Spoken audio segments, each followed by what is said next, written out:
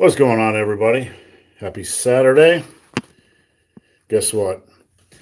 It's another rainy, cold day in Ohio. I'll be here for about an hour if YouTube notifies folks.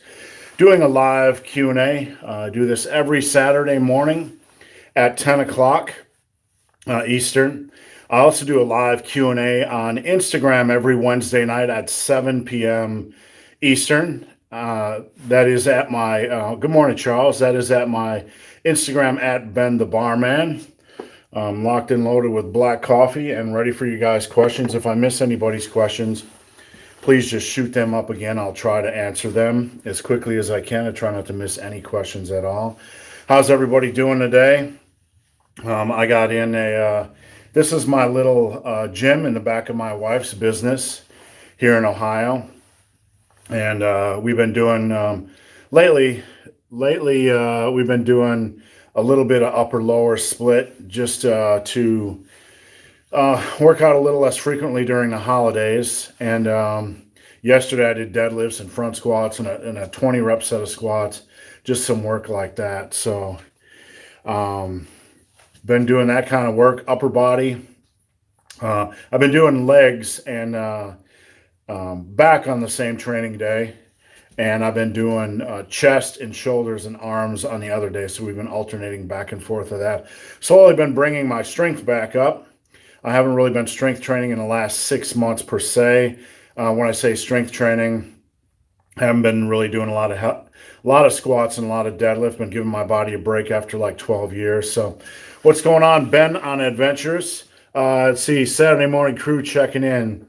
More progress on my 6-time full body, up to 70 by 20 on incline dumbbell bench. That's awesome. That's really, really good progress. That's a really good strength level. So way to go on that. When you can start to do 20 rep sets on dumbbell exercises with that kind of weight, you're really in a good spot. I'm a big fan personally of doing higher rep dumbbell work. It just feels good to me after I get my heavy barbell work done. I like to jump in on my dumbbell work and do a little bit more volume. That's just how I like to train. Feels good for me, and hope you're enjoying it. I hope you're getting some benefit out of it. I'll be here for about an hour, guys. Usually my Saturday morning lives run about an hour, so if I miss your questions, post them up again. And if I miss your question completely, head over to Instagram at Ben the Barman and send me a DM. Just a note, I'm here every Saturday morning at 10 a.m. Eastern. Charles Bush says, tried your cauliflower veggies with chicken and shrimp yesterday for lunch, and it was amazing. Glad to hear you tried that, Charles. It's a lot of food volume, and it really is something that's educational. When you put that cauliflower and veggies and chicken and shrimp in there, it's a tremendous amount of food volume, and it really makes your food go a long way over the course of a day. That's something me and Fiona do very frequently, especially at nights.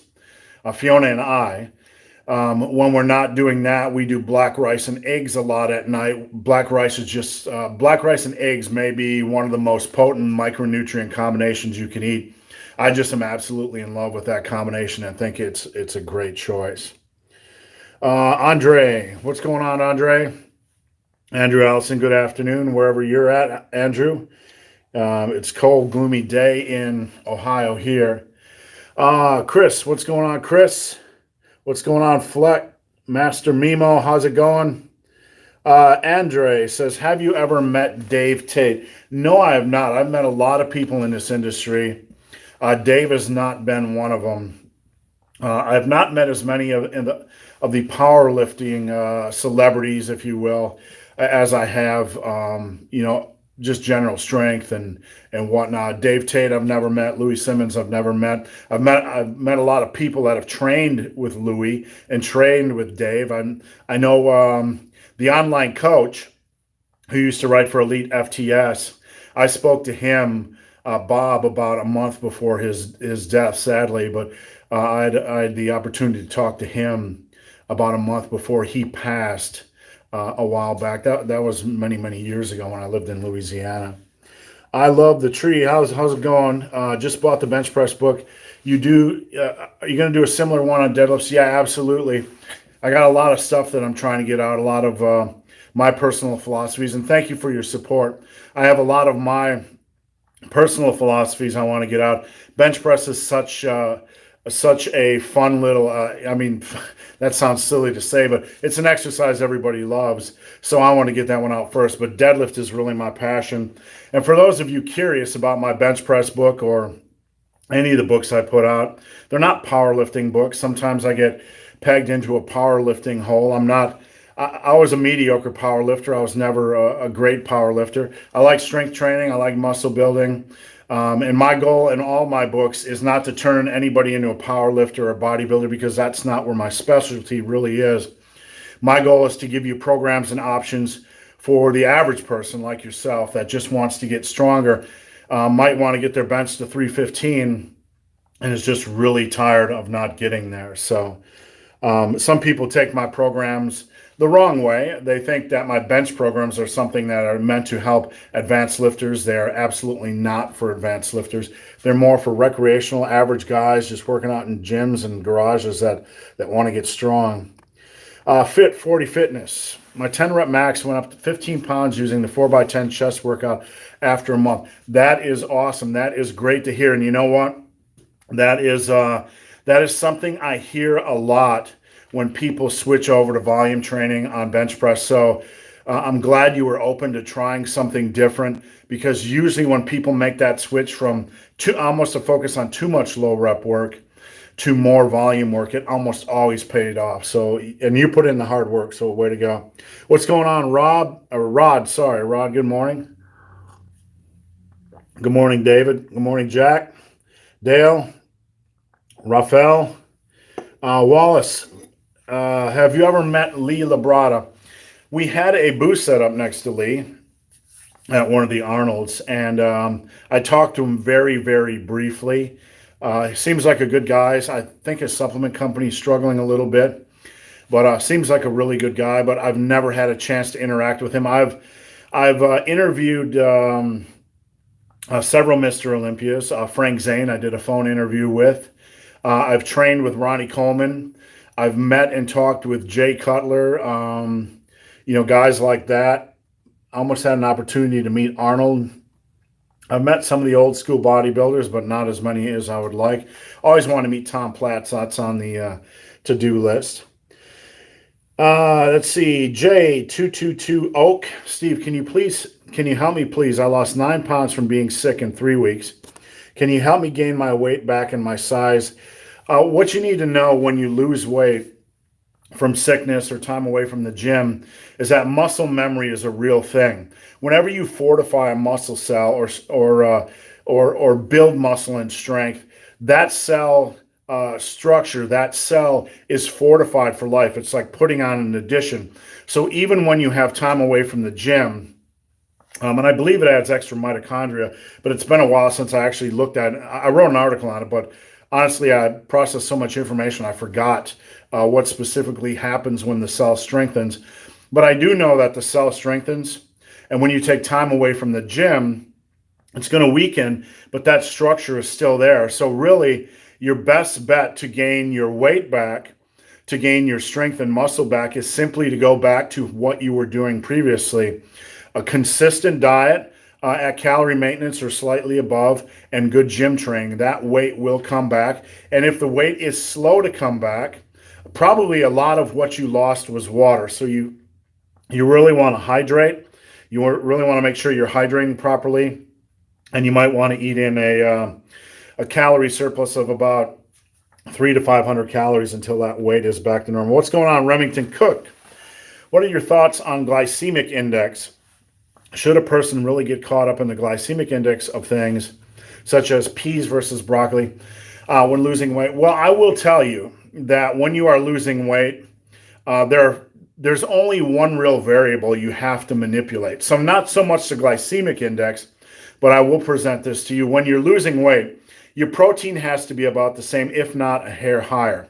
Your fat percentage, say 25, 30, 35%, whatever your fat percentage is, of your daily calories, that's not going to change. So your protein might be the same or higher. Your fat percentage is not the same. The only real thing you change in that formula is carbs. Now, when you are dieting or cutting weight, it makes more sense to go to foods that have fewer calories but more food volume. Now, peas, they are a legume. Corn, which is a grain, things like peas, corn, and potatoes, bananas tend to have more calories. They're carb-centric foods. They're carb-heavy foods.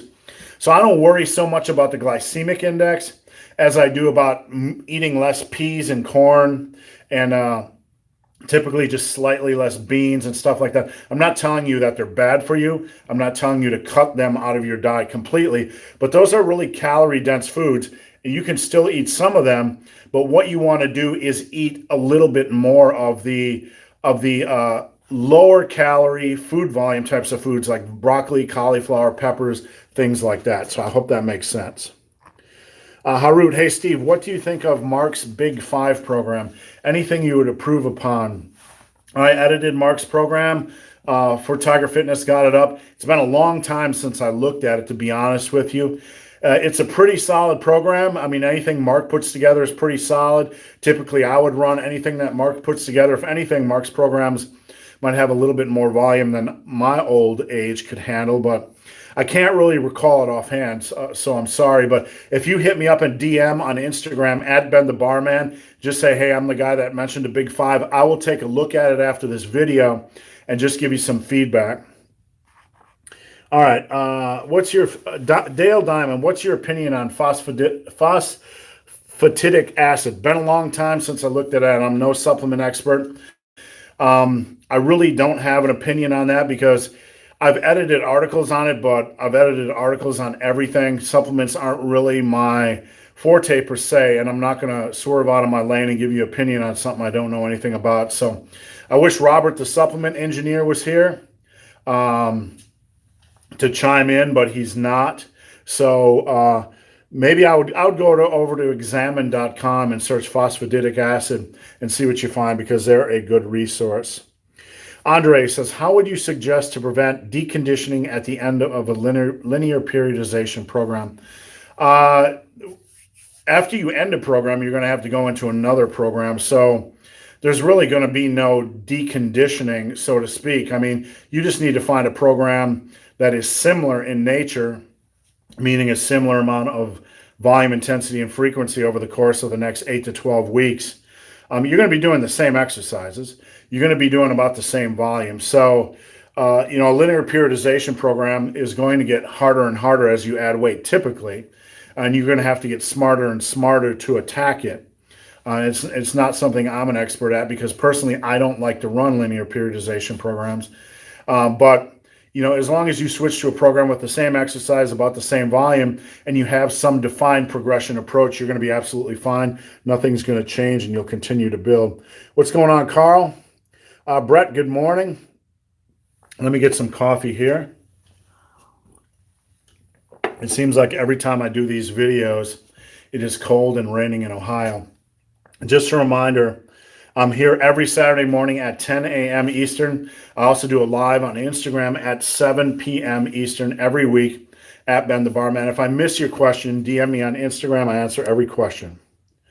Let's see. Big Jack 79. Can you speak to your experience with whey protein during the fasting window of intermittent fasting? It's not true fasting, but seems to help with my strength while cutting. Big Jack, I found the same thing.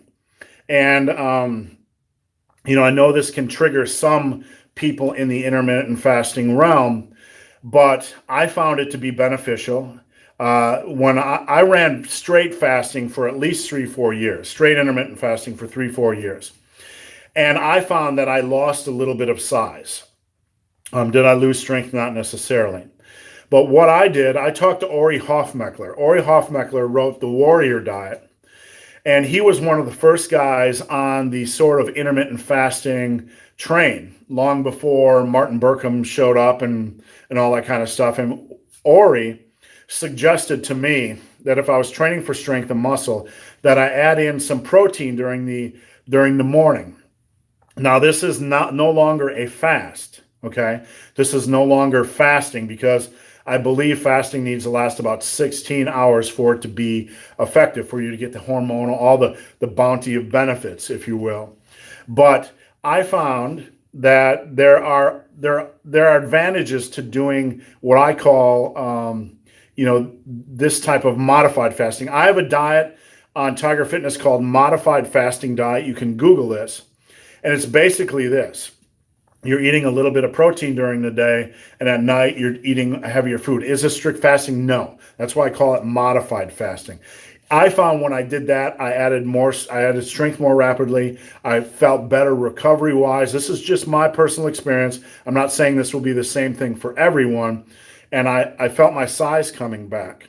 So I like that. The benefits are, even though you don't get the straight benefits of fasting, you still get more food at night. It's still harder to gain weight or get fat. It's still easier to lose fat, and it's a good plan for those of you that are binge eaters. So it's definitely worth considering. Carl, I think you should share your potassium to sodium you shared with me. Certainly, Carl. When it comes to sodium, a lot of folks have been scared in the fitness world and in the general world about sodium. Now, athletes need more electrolytes. Athletes need more sodium. That's an established fact. It's not opinion. But one thing to consider when you're talking about high blood pressure is one thing they found out, and I've never seen any research that contradicts this, is that the sodium potassium balance is more important for high blood pressure than your sodium intake. So basically, if you're not getting in enough potassium, that can contribute more to high blood pressure than focusing on your sodium intake. So folks that don't know if they're getting enough potassium really need to take a week, look at like what are the common high potassium foods, or look at the concentration of potassium in their foods and try to understand if it's low, if it's normal, or if they should be adding in a little bit of high potassium foods each week to get that potassium content up. So if you're concerned about your high blood pressure, you don't want to restrict sodium completely because you need it, especially if you train. And I'm no doctor, but I will tell you, if you're concerned with your high blood pressure, you definitely need to focus on your potassium intake and make sure that is at a reasonable level. All right, let me get some coffee here, guys. Master Mimo. Steve, whenever I directly train my biceps, my forearms take over the work. I've tried lowering the weight, but I still can't seem to work biceps correctly. Maybe a tip or two. All right. When you're doing the biceps, a couple things I advise is to drop the weight a little bit. Don't do lower rep sets. Don't do 6 to 8 rep sets. You may not be doing that, but you probably want to be doing 10, 12 rep sets with your average bicep set, trying to progress in that range. And you want to also maybe do a finisher or a higher rep exercise like band curls or cable curls or whatever. I found when I'm doing my bicep work that I really want to be in control of the weight. I personally don't like momentum on bicep work unless it's at the end of a set.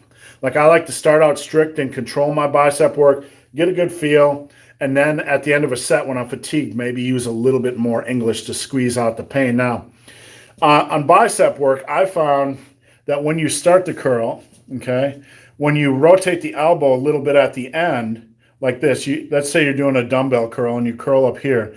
If you can see this, if you rotate the elbow a little bit at the end, you can get a little bit more of a contraction in the bicep. So when I'm doing like cable curls, I'll do that a little bit. I do things like, if you've ever done seated cable rows, you can do cable curls on that. And I rotate a little bit at the end. Drop the weight a little bit. Try to progress using control reps. Use a little bit of English at the end of the set. And at the end of the day, remember that what you feel on an exercise isn't necessarily what's being worked. It could be the case that your forearms are very, very weak relative to your biceps, and they just feel a lot of strain because they're weak. That doesn't necessarily mean your biceps aren't being worked. So just keep that in mind. RXL, the Nintendrone. How much weight is too much? I know 2 pounds a week is good for normal people, but what about the more overweight? If you are very obese, you need to be concerned with your health first and foremost. So if you are 250, 260, 300 pounds or even more, certainly a rate of a weight loss greater than 2 pounds a week is going to be a necessity. It is something you should aim for. About 3 to 4 pounds a week. If you hit 5, great. Out of the gate, if you hit 6, great. That's not going to be the normal. But for guys like that, it's a real quality goal to aim for 3 to 4 pounds a week. You're a big guy. You have a metabolism that's a little bit higher just from trying to maintain that body weight. Don't worry so much about muscle mass. You need to get your health back. Once you get your health back, you get to a normal body weight. You can still train hard in the gym, but once you get your health back, you can go back to more of a focus on the aesthetics and building muscle. And like I said, you're still focusing on building muscle while you're losing that weight. You're still training just as hard in the gym, but you don't want to go too slow because, honestly, if you're over 300 pounds, it's just going to take you forever. And that is a big mental drain. And that just opens up too much room for mistakes or falling off, in my opinion. Alexander is one of my clients. I appreciate Alexander. He is from Estonia and a hardworking machine. He's sick right now. Alexander says, aloha. So it's lots of volume, also appropriate for women who don't want to get bulked. Women will never get bulky unless they take Anavar and testosterone and human growth hormone. Women will never get bulky, not natural. So that whole concept has to be set free from their mind as a possibility. It's not reality. Most men can't get too bulky, and that's just a simple fact. For women that don't want to get bulky, or for women that want to look better, they don't need to do low rep work, but they need to get stronger. They need to have some kind of defined progression approach. With my wife, when she's training down here, I have her do 4x10s on an exercise. And on the last set, she might do an AMRAP, as many reps as possible. I have her progress when the weight, feels comfortable for her. But we are always focused on when to progress. And a woman needs that same focus if she wants to look good. You can certainly go in the gym, just train at a static rate, not add weight, maintain a certain level of strength, functional strength. And I hate to use that word, but that's really what it is. You can keep your strength up, but you're not going to improve your strength. You're really not going to improve your look as well. So she just needs to understand that. That's something she needs to process intelligently. David Moeller. Hi, Steve. On 58th, I had a lot of injuries and problems, which has restricted me to training only on machines and dumbbells. Which are some machines I could supplement for compound movements? Well, if you can do dumbbells and you have injuries and restrictions, one of the best things to do with dumbbells is volume work. So I would lead off a workout with dumbbell volume work. And what I mean by that is 3 or 4, maybe even 5 sets of 10 on your dumbbell stuff, like dumbbell bench press, dumbbell rows, seated dumbbell overhead presses with some kind of support on your back. Let's see, that's your upper body work. And your lower body work, you could do dumbbell Romanian deadlifts, stuff like that. So that should start off your program. After that, you can do some body weight stuff. I got a TRX set up over here. I like doing TRX pull-ups. I call them pull-ups, but basically they're rows. They feel really, really good on my back. TRX push-ups are really, really good. You can get that system for dirt cheap, and it attaches to any door or any home gym. Most gyms have something like this similar now. That's a really good thing to do. You should supplement your dumbbell exercises with some kind of body weight work, push-ups, TRX work. And then you can add in machines. There's so many good machines. Machine chest press, machine rows, machine curls, all kinds of good stuff. Basically, you want a good mix of dumbbell work, body weight work, and machine work. And that should serve you well. And I hope that helps some. Let's see. Fleck. Started doing good mornings with lightweight, and it's great, but I'm afraid to pop up in weight. Any opinion on how heavy one should go? Good mornings are often, I like to do my good mornings a certain way. I don't like to do them with my legs close together and like the bodybuilding style. I like to widen my stance to a near wide stance squat, okay? And I know you guys can't see me, but I got a wide stance squat. I like to bend my knees, and then I like to do them almost like a half squat, half good morning. So I'm like that. I only go down to about this position. That's how I like to do them. Been a long time since I've made a tutorial on this, but I would look in the way powerlifters do good mornings, if you haven't already, as opposed to how bodybuilders do them. A powerlifter good morning, you're not going to that near, parallel position to the ground. Your back's in a more friendly position. You have a more solid base, and it's going to be more lower back friendly. So there's really no percentage of your deadlift that you could that I could rattle off. When I did good mornings, I think the most I ever did, and I really don't like good mornings, so I never focused on them a lot. I preferred things like Dimmel deadlifts and partial deadlifts and things like that. I preferred other exercises. Plus, after doing squats multiple times a week, which I did for a very long period of time, I really didn't want a bar on my back anymore. So I think the most I ever got up to was like 315 for multiple sets of 10. I know I did a 405 for a bunch of stuff, but I don't really recall because it wasn't an exercise I focused on a lot. So I hope that helps some. Perseverance says, Massive Iron, what is the best way to train to do one-handed push-ups?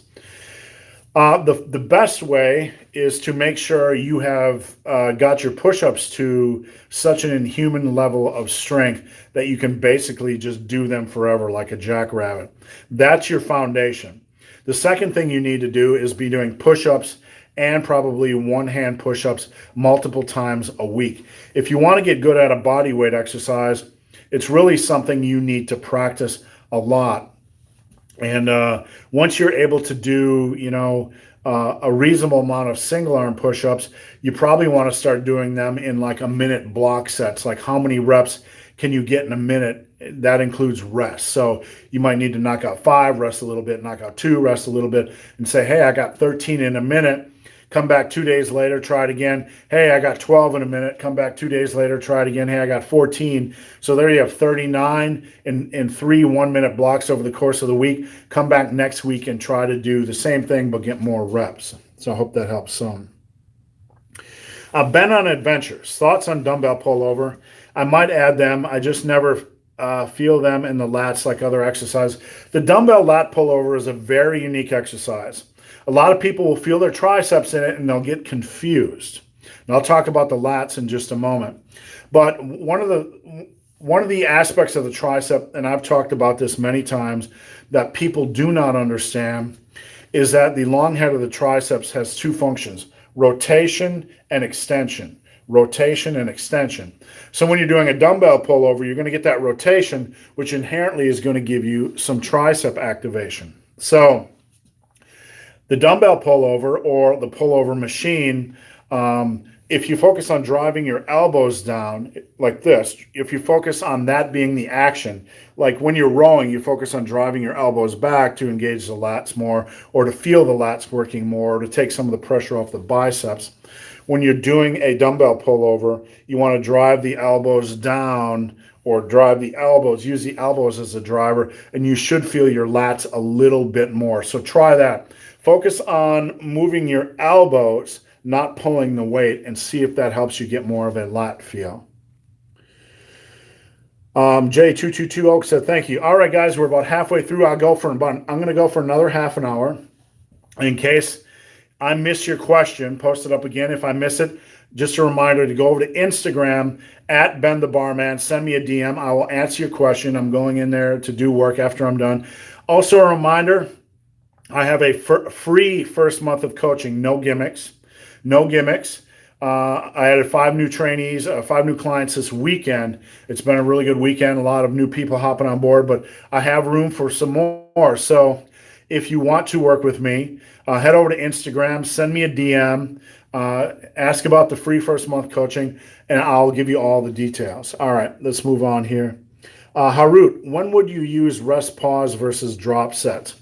Rest pause to me is more of a staple than drop sets. Rest pause, if I was programming, and I've done this a lot, I would go into the gym and do my heavy work, say your bench press heavy work, or your squat heavy work, or your deadlift heavy work. And then you can move to, say, a less intense compound movement and do rest pause work or block training.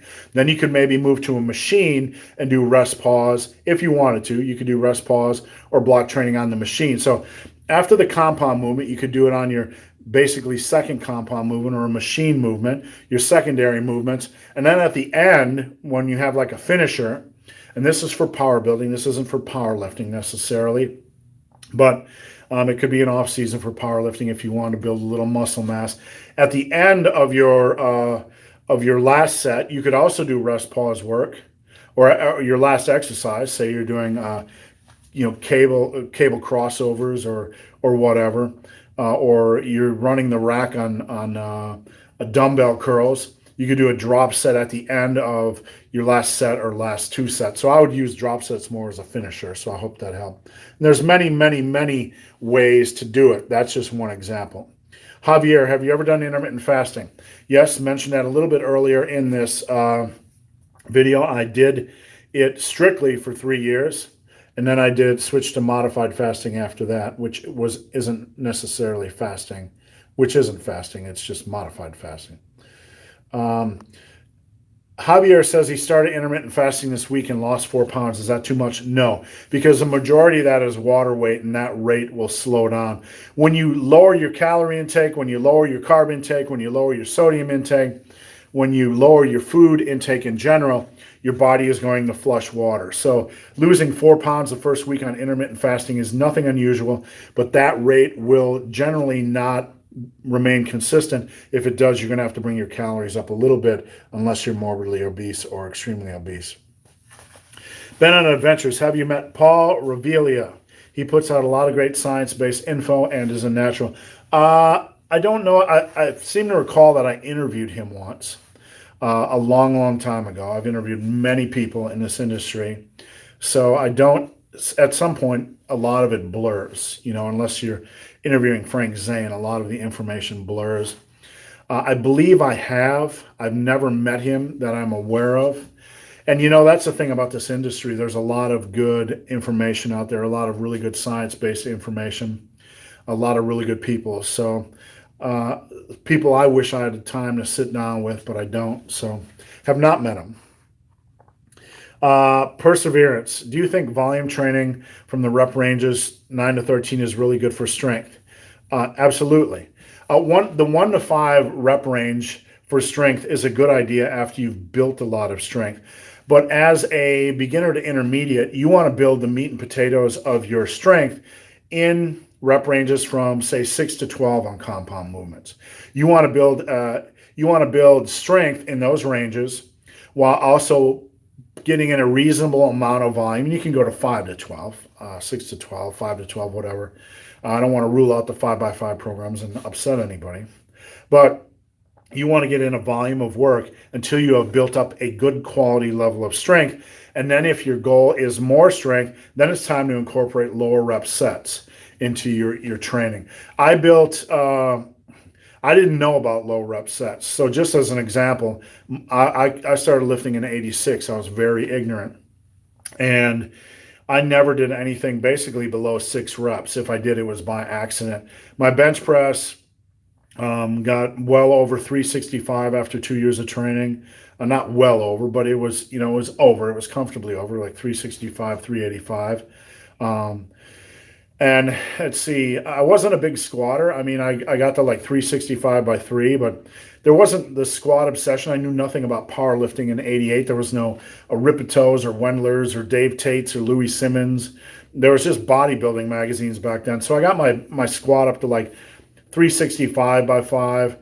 And I low rack pulled, but at the time I was pretty ignorant. So I really only did those as a lower back movement. I didn't really know anything about the deadlift, but I got my dumbbell overhead presses to 120s by 5s.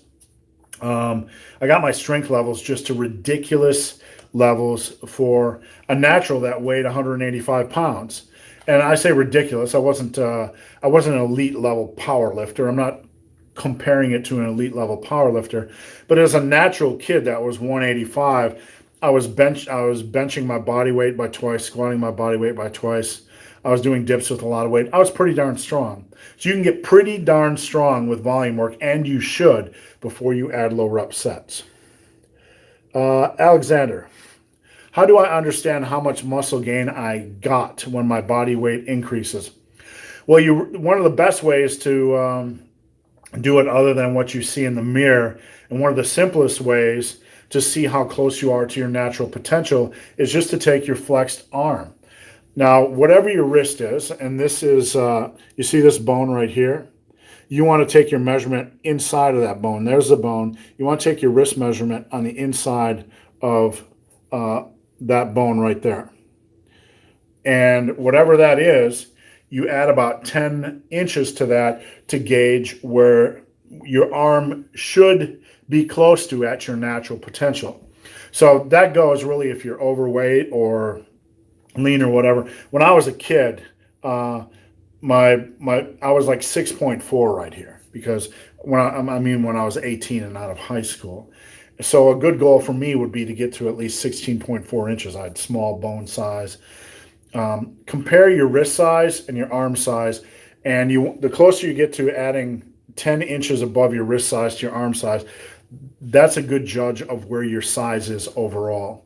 So if your wrist is 6.5 and your arms are 13.5, you're probably late beginner at most. When your arms get up to like in the 15-inch ranges, then you're more intermediate. And then when you're above 16 and a half, you're like you're doing pretty good, and you're getting closer and closer to your natural potential. And I'm talking guys that are lean. 15%, maybe 18% body fat. That's just some general advice. Fat Buddy Cat says, hey, Steve, wanted to stop in and thank you for your honest feedback on your videos. I have traps that show up under my flannels too. Stay massive, bro. Thank you. I appreciate all the feedback. It can be a tough industry at times, and people can take this information way too seriously. And I'm just glad to help anybody. That's my goal every day, is to help people. And this isn't life or death. It's just lifting and fitness. And at the end of the day, my goal is not to be the biggest or strongest man in the world, even though I want to be big and strong. But my goal is really to help you guys. So I appreciate any feedback like that. Thank you. Sergio, hey, Steve, do you have a program for people with diabetes? I had type 2 diabetes so bad that I nearly died from it. My fatty liver disease was awful. When it comes to diabetes, I strongly recommend that you move to a really clean-centric, whole food-centric, and I hate to use the word clean because it triggers some people, but let's be real. This is the real world, and we understand what that means. That means choosing chicken and shrimp and meat and fruits and vegetables and things like that over boxed pizzas and donuts and white sugar and white flour. So if you have diabetes, you really want to clean up your diet to about 90% whole foods, single ingredient foods. You want to restrict white sugar, white flour. You probably want to eat a more, in my opinion, you probably want to eat a more protein intense diet rather than a carb intense diet, meaning you don't have to cut out carbs completely, but whatever your carbs are, they should be maybe 5%, 10% lower than, maybe 20% of your diet. That's just a general ballpark. Eat good carbs that are micronutrient dense, fruits and vegetables, black rice, quinoa, oatmeal, things like that. You don't have to stray from carbs, but maybe just eat a little bit more protein. I'm not talking 250 grams here. I'm talking maybe 180 to 200 grams of protein, a little bit fewer carbs, but make sure your carbs are very micronutrient dense. Keith, this is great, Steve. Thanks for the live. Thank you for your support. Alexander, do you know anything about the Katsu method when they limit blood intake to muscles? Yes. I'm not an expert on it.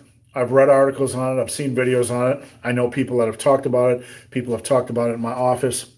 It's not something any of us will ever have to worry about. It's not a game changer. It's not something that, like, you can go in the gym and you can do volume work and then pump work or block training and a finisher, and it's going to give you, in my opinion, the same degree of stimulus and benefit as any potential benefit from doing blood flow restriction. I do not like the concept of blood flow restriction. Restriction of blood does not sound like a good thing to me. And you can call that bro science. You can call me an idiot. But look, I mean, you don't need that stuff. There's essentials and there's non-essentials. So we have all the essentials. And then the non-essentials, optionals, might be block training, might be finishers, might be Katsu stuff, might be stuff like that. And at the end of the day, can you do it? Yeah, you want to try around with it. Just don't think it's going to be a game changer. And it's certainly not as easy as just doing an intense finisher in the gym. And at the end of the day, it's not going to change any game. It's just not. It's not magic, and it's not going to change any game. It simply isn't. We can just look at the history of bodybuilding, the history of muscle building, and if you can show me somebody that did Katsu that has gained 10 to 15 more pounds of muscle, even 2 more pounds of muscle because they did it and they can document it, then I would listen.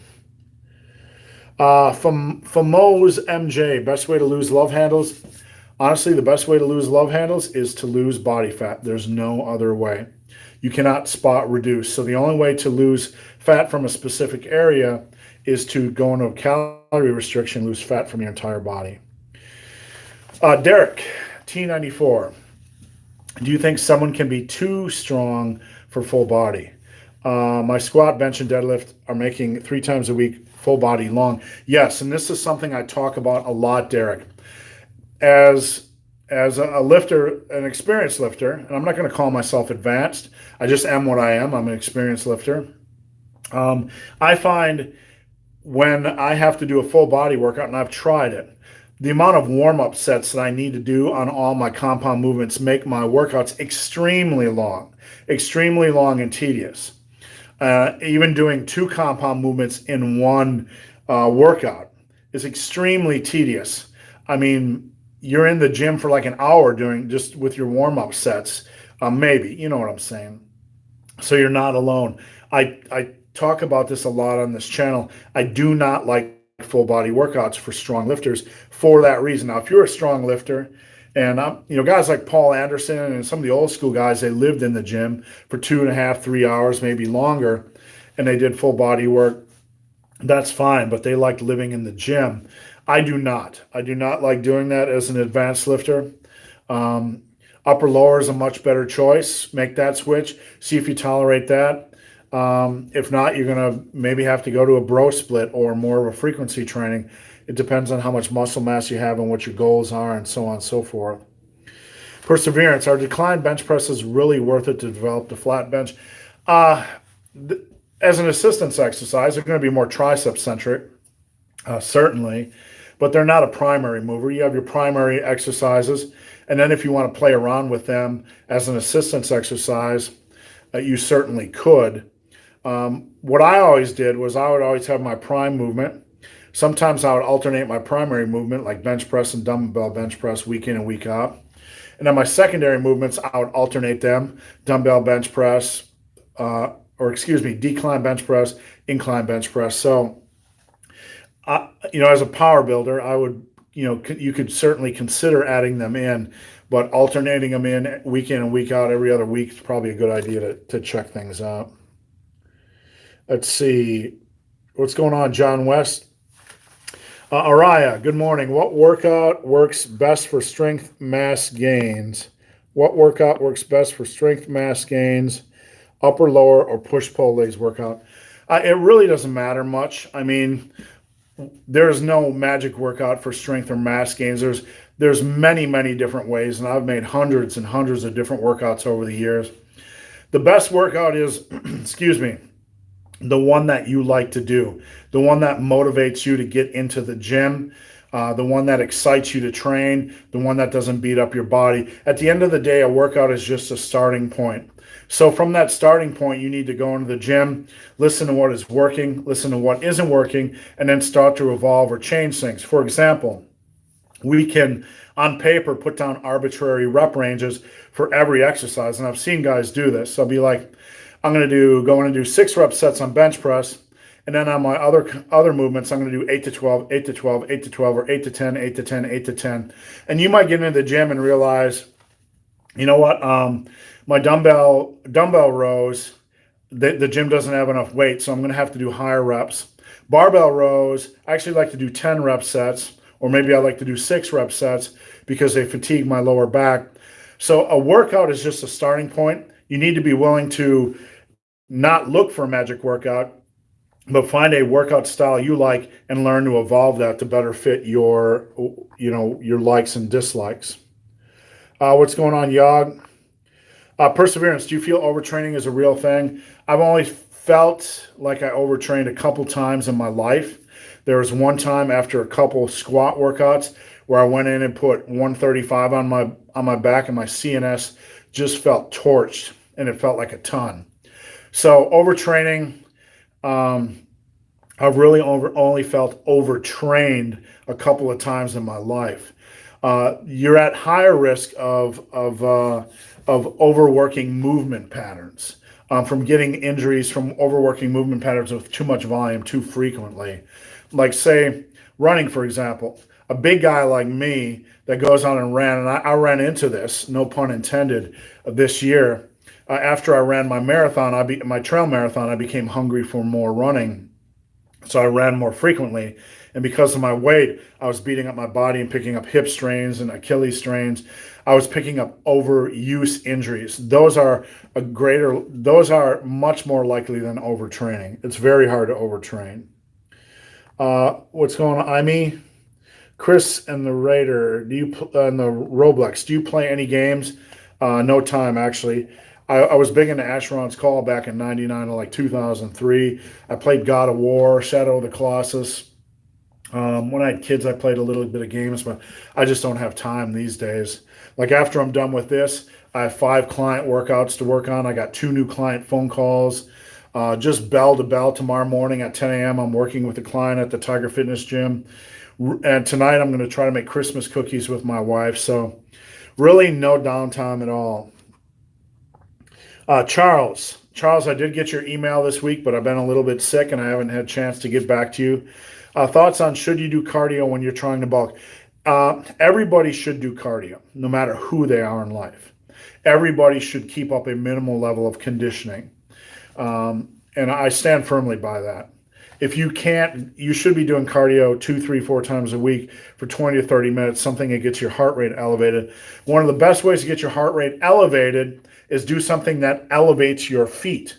Step ups, incline on the treadmill, Stairmaster. That's indoors. Hiking is my favorite outdoors. But Mac, what's your favorite leg exercises and why? I outside of squats, I really don't have a favorite leg exercise.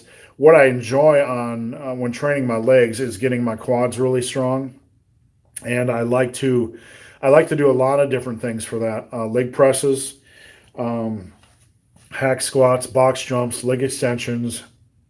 I really like to do body weight lunges and body weight squats as a part of a superset. So I might do leg extensions supersetted with 50 body weight squats.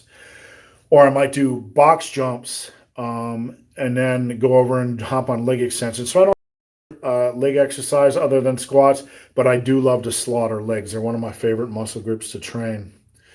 Alexander, is decompressing spine worth the time on squat days? I think spinal decompression is something you certainly could look into if you have the time. I mean, gym days and the things we could potentially do at the gym are nearly endless. Prehab, rehab, foam rolling, cardio, spinal decompression, things for our shoulders and things for our mobility. If you look at all this stuff that we could potentially do at the gym, and then you work in yoga and things like that, all this stuff we could potentially do. There's a lot of stuff that has a potential to be beneficial, but at the end of the day, you need to look at your time and what your goals are and how your body is feeling to see if it's valuable for you. Remington Cook, just to throw this out there for perseverance. Okay, let's see. That's okay, Remington. Appreciate it. Charles, any exercises that hit all heads of the tricep? Honestly, I don't worry about questions like that. I just try. I think there's really a good benefit for power building, and this is just building a lot of muscle and strength to do a well-rounded amount of tricep exercises, close grip bench presses, um, cable tricep extensions, skull crushers, or what I call line tricep extensions. I just find there's a lot of benefit in doing a variety. That way, you cover all your bases and get stronger on multiple exercises. Lightning, what are your thoughts on RPE based routines? I feel the most people, I feel like most people just can't gauge it well enough.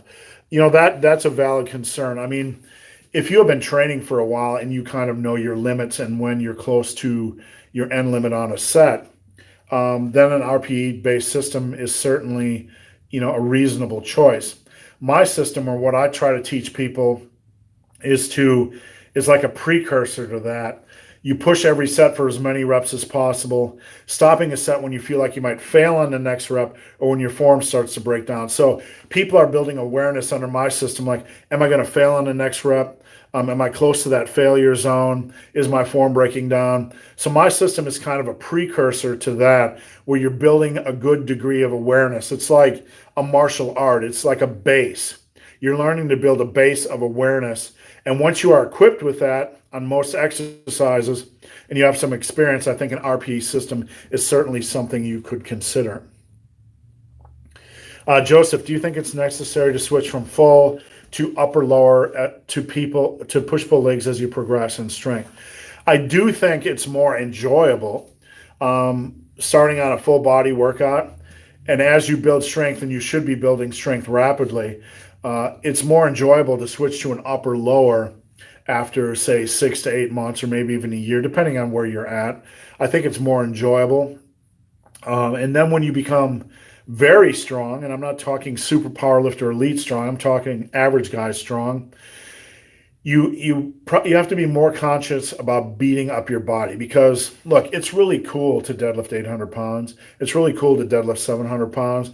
It's really cool to squat 600 pounds. But you know what? For the average guy, we want to be able to be very functional when we're 60 years old and not be beat up. One of the ways that I got to be 51 and not, um, you know, and I feel like I'm in my prime of my health. I can feel like I can pretty much do anything. I got to this level by not beating myself up, by not doing too much, even though I was strength training. So a lot in the strength community, there's a part of the strength community that laughs at my methods, and I get that. But I've never wanted to, I've never proclaimed I'm the biggest and best power lifter. That's never, been something that I've said I was or ever thought I could be. But I always took care of my body, and I had methods that weren't always the way they trained, and that's cool. That they have very specific goals, but I'm when it comes to programming, I evolve my training to take care of my body. And as you get relatively strong, you might find that lower frequency is more beneficial for you. So certainly you want to evolve it, or you want to be open to evolving it. Good looking honky, you are a man's man. Thanks, Peter North. Thank you. Dalton, is 1900 to 2000 calories too low for me? I'm about 255 pounds and overweight. I've been eating around all week and dropped 10 to 20, doing 10 to 20-minute walks. I have a pretty broad client base. And one thing I've learned of coaching fat loss is that there are some men that need to be at that level to lose weight consistently. I have about 4 clients I know of that have to be at 2,000 calories or they don't lose a pound and a half a week. Another factor in that is consistency. I have one client that averages 1,700 to 1,800 calories a week, and or a day, excuse me. Not to put my foot in my mouth, but he's lost like nearly 20 pounds in 4 months. It's very slow. I don't know if he has a slow metabolism. I don't know if he has a slower, some kind of a struggle with his hormone profile. I'm just helping him how I can help him. But to say is 1,800 to 2,000 calories too low, I would not go below 2,000 calories. if you are losing a pound and a half to 2 pounds per week. And I would be real hesitant to drop below 2,000 calories under any circumstance. You might want to increase your activity. You might want to drop your carbs back a little bit, but I would be hesitant to do that. You want to spend some period of time at 2,000 calories just to see where you're at. Let's see. What's going on, X-Flickster? JZAK, came across your channel about a couple of days ago. I subscribed. Appreciate your support. I really do. Wallace, I love all your videos. Watch a movie a day. Appreciate your support. Shlomo says type 1 or type 2. I was type 2. Hunter says, how can I get a membership in your environment? Not sure what that means. Dude from the neighborhood, greetings from Finland. Let's see, Christopher, I just moved to Cincinnati. Are you open to hiking with new people? Absolutely. We do hiking a lot. We're right here in Lebanon, Ohio. You can connect with me on Instagram at Ben the Barman. You can come down here and train with me if you want. We can go from there. You might not want to be in the woods for me for 6 straight hours because I don't talk a lot and I just look at things and whatever. So it might not be as fun as you think. Matt, what's your opinion on the occlusion effect of static overhead holds after some rep work? I've never tried static overhead holds. I don't know anything about them. That's not a question I've ever been asked before. I've done static holds after bench. I've done like bench shrugs after bench. I did those a few times, didn't really find them to be fun or appealing. A static hold after overhead press, I don't see the value personally. I see too many downsides and issues, but I don't have any experience with them, and I don't know anybody that does, to be honest with you. I'd be curious who is talking about those or where you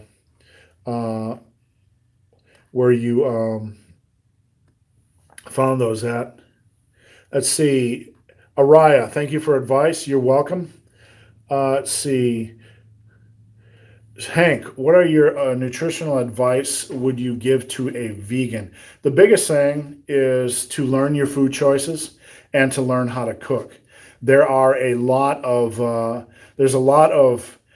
good information out there for vegans, and vegans simply need to. The biggest struggle I get, vegans will message me and they will ask, "What should I eat?" And I'll say, "I have no idea. I'm not a vegan." But there's a lot of good information out there. The best advice I have to vegans is to equip yourself to educate yourself and then to learn how to cook. Ronnie, I'm an ex-college football player, 44 years old, been a UPS driver for 13 years. I've been weight training for nearly 3 decades. Do you feel that working up to a top set on all my main lifts is optimal? A top set, I mean, if you mean a heavy set, or do you like 5x5, 3x5 with the same weight? When I was training more specifically focused on powerlifting, I would always do my heaviest set first, and then I would do back off work. So if I was doing a 2x2 or 3 singles or whatever I was going to do on that day for my big lifts, I would drop back down to lighter weight. With an experienced lifter like yourself, who is not a spring chicken anymore, so to speak, just make sure you listen to your body during that heavy work. But yeah, you certainly want to do your heavy work first and then do back off work after that. Ciphers, training to failure at each set, stimulating more hypertrophy. Training to failure should not be something you should focus on. The deeper into a set you get, the more muscle fibers you are recruiting. So you want to keep that in mind. But training to failure is nothing you need to do. It just increases risk of injury and beating your body up. Also with training to failure, the training to failure posse, the people that really believe in it religiously, tend to blanketly place every exercise in the same boat when it comes to training to failure. Some exercises you can train to failure and they won't beat you up. Some exercises you can train to failure and they will really beat you up. So not all exercises are equal. When I tell people they don't have to train to failure, there are some exercises you can do so on that aren't going to beat you up, but it certainly should never be a goal, and it doesn't need to be a goal. Thanks, Charles. Have a great weekend. Let's see. All right, guys, it's been about an hour. I got to jump off. I usually cut it at an hour. If you guys have any questions or comments that I missed, head over to my Instagram and post up your question. I'd be glad to help you. If you need coaching, the free first month of coaching right now, just message me on Instagram as well. I appreciate you guys' support. Have a great day and come back next Saturday at 10 a.m. Eastern.